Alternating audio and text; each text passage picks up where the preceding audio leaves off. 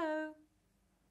Hi, Parviz. Thank you for joining us. Please, could you Hello. keep your chat function open? Hi. Just keep your chat function open, please. You have 5 minutes, and I'll be telling you when you need to wrap. Thank you.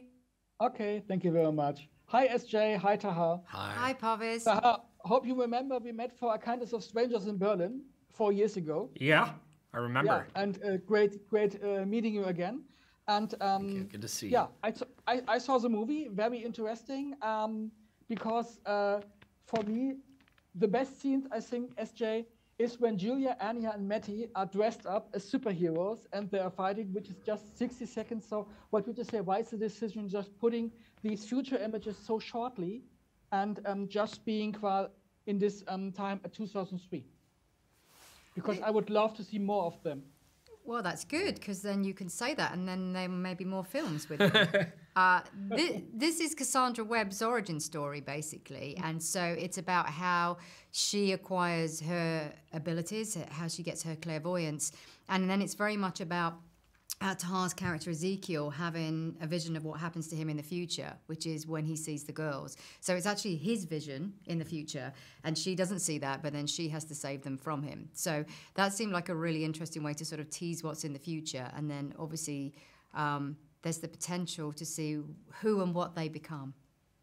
So you're maybe planning the sequel and the sequel of the sequel? You may well think that, but I couldn't possibly comment. Okay. Tahar, seeing you as this villain, so what would you say? What was the funniest part for you playing Ezekiel? Oh, a lot of things, you know. I mean, playing a superhero, the fighting scenes, you know, the wires, the costume, but especially there's many layers in this character.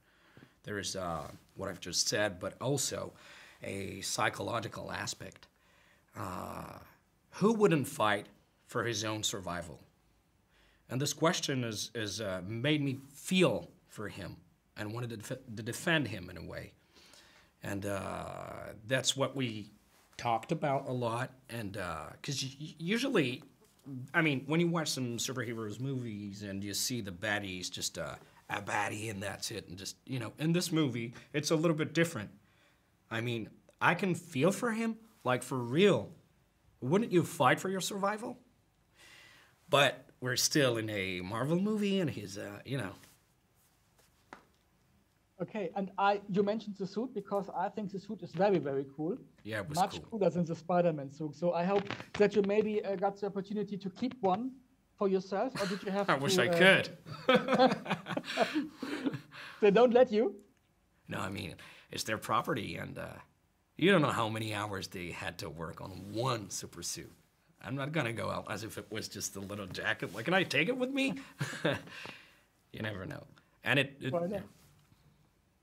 Okay, and S.J., what was for you the most challenging part of this movie? Because there are a couple of action scenes, there are many more, I think, psychological scenes, character-driven. What would you say, what was for you the greatest challenge to put us all together? I think initially it was the clairvoyance. It's how we're going to tell that story. And I had some ideas of how to do it, but you're never sure. It was like, how much are we going to see of the future?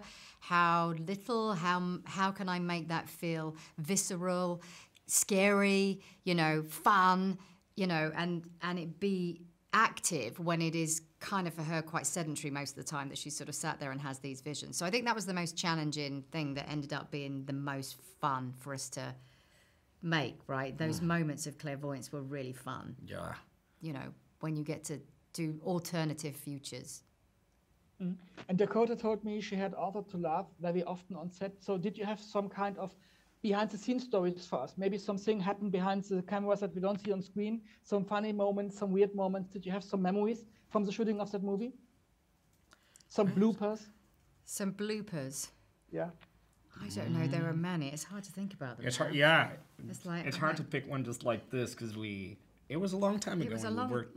We worked a lot, so it was fun. It was fun. I think we laughed a lot all the time. Yeah. It was a, you know, Dakota and I would laugh a lot. Found stupid things funny. Silly humor was sort of probably the tone of the set. Very, silly. Okay. And what would you say?